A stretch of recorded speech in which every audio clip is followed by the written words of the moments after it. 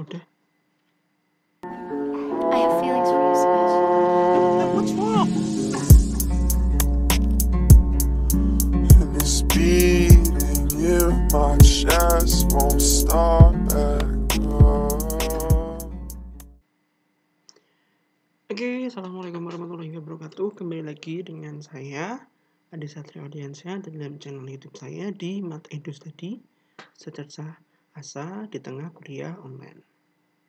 Oke, seperti yang sudah saya sajikan sebelumnya, di mana nanti saya akan menyampaikan contoh kisi-kisi yang sudah saya kembangkan atau yang sudah saya temukan dari beberapa penelitian yang saya yang pernah saya lakukan ataupun yang dilakukan oleh teman-teman saya yang lain. Nanti yang akan saya sampaikan itu ada dua. Yang pertama yang untuk yang jenjang SMP, yang kedua untuk yang jenjang SMA. Untuk yang jenjang SMP nanti yang akan kita kaji itu untuk soal volume bangun ruang sisi datar untuk dengan kemampuannya adalah kemampuan kreativitas matematika. Kemudian untuk yang SMA itu materinya itu yang vektor, dan kemampuan yang dikaji itu adalah di kemampuan literasi matematika. Oke. Jangan lupa untuk like, komen, dan juga subscribe, karena nanti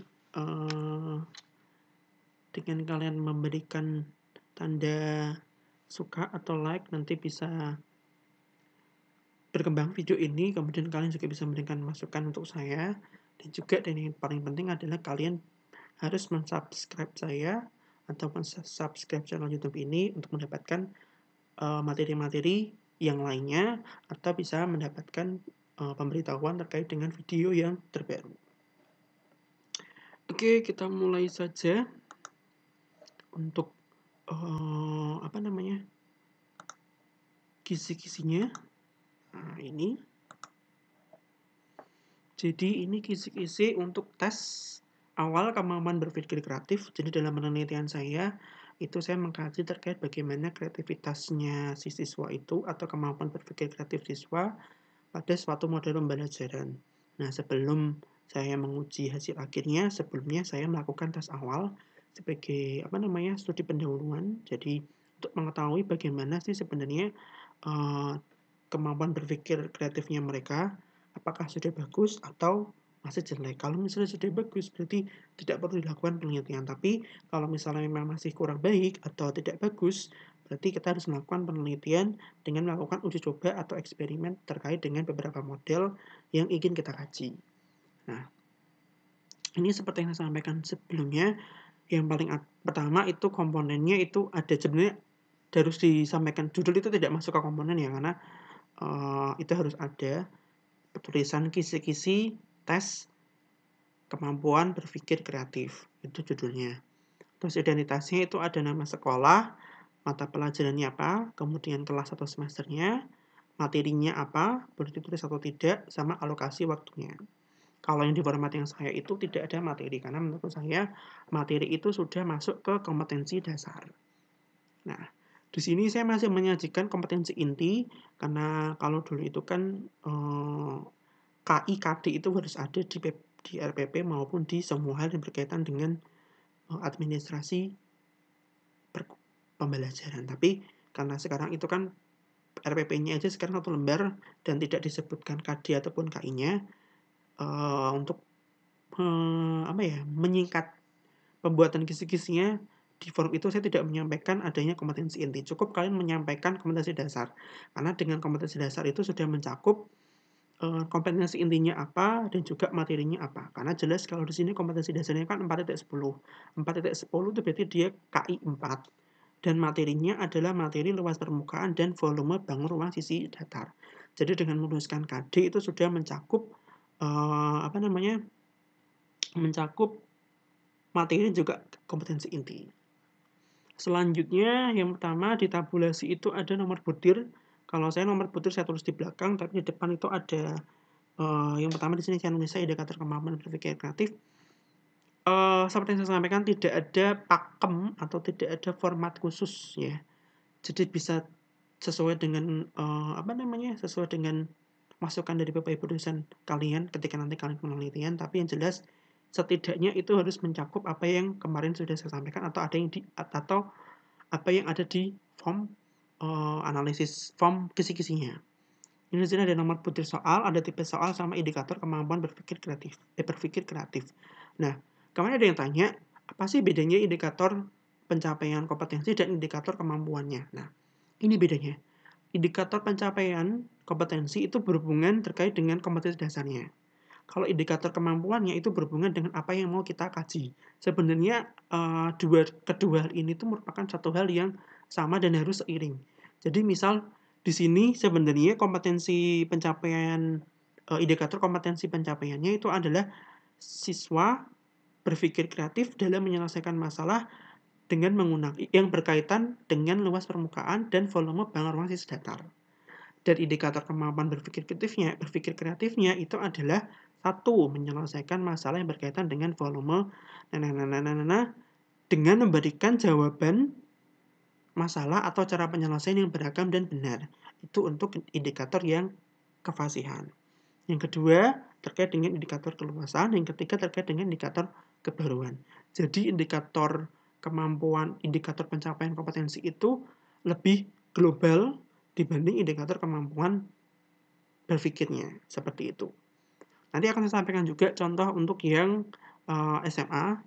Ini. Semoga bisa muncul. Nah, kalau ini dia kisi-kisi untuk tes kemampuan literasi matematika. Nanti saya sampaikan setelah ini. Kita kasih terlebih dahulu yang ini. Nah, jadi sudah sampai ke indikator pencapaian kompetensi dan indikator kemampuan ya. Jadi seperti itu. Jadi kalau indikator kompetensi pencapaian itu hubungannya terkait dengan kompetensi dasarnya. Misal kalian mengkaji ke 4.10 sama dengan saya, tapi kemampuan berpikirnya adalah yang pemecahan masalah. Ya berarti nanti kalian bisa menuliskan indikator pencapaian kompetensinya adalah siswa mampu menyelesaikan masalah yang berkaitan dengan luas permukaan dan volume bangun ruang serta gabungannya dengan baik dan benar. Bisa seperti itu. Nanti indikator kemampuan pemecahan masalahnya tinggal disampaikan apa saja. Misalnya yang pertama, siswa harus memahami masalah. Yang kedua, siswa mampu merencanakan strategi penyelesaian masalah. Yang ketiga, siswa mampu menyelesaikan masalah dengan baik. Yang keempat, siswa melakukan pengecekan kembali. Jadi seperti itu. Kalau indikator pencapaian kompetensi itu lebih ke global. Tapi kalau indikator kemampuannya, dia nanti di breakdown lagi. Misal kalau kreatif itu dia ada 3, kefasihan, keluasan, sama kebaruan. Jadi lebih detail lagi. Nanti tinggal disamakan, tinggal dipasang-pasangkan saja. Misal nomor 1 itu cuman kefasihan, itu boleh. Nomor 2 khusus yang keluasan. Nomor 3 nanti yang kebaruan. Bisa seperti itu. Atau kalau menurut pendapat saya, kalau misalnya indikator kemampuan berpikir kreatif itu, ya semua soal itu harus memuat ketiga-tiganya. Jadi nanti nulisnya nomor butir 1 itu indikator pencapaian kompetensinya itu yang 4.10 berapa. Terus indikator kemampuan berpikir kreatifnya tiga-tiganya tertulis semua. Tipe soalnya atau bentuk soalnya adalah uraian. Terus yang nomor 2 nanti juga sama. Mungkin nanti indikator pencapaian kompetensinya yang kedua 4.10.2 tinggal ditulis di sana. Nanti indikator kemampuan berpikir kreatifnya ditulis semua lagi. Bentuk soalnya uraian seperti itu. Samanya nanti dengan yang pemecahan masalah, karena pemecahan masalah itu juga proses. Jadi dari step 1, 2, 3, 4 itu merupakan langkah-langkah. Jadi di setiap soal itu harus ada semua. Ini menurut pendapat saya ya. Jadi kalau pendapat dosen lain berbeda dengan saya, yaitu haknya beliau. Terus ini saya sampaikan terkait dengan yang SMA. Materinya ini vektor. Nah, di sini dia menulisnya lengkap ya. Ada kompetensi dasar, ada indikator pencapaian kompetensi seperti yang saya harapkan. Jadi ini nanti dia menyepetkannya adalah ada menelaah dan lain sebagainya, bisa kalian cermati juga. Nah, secara teliti.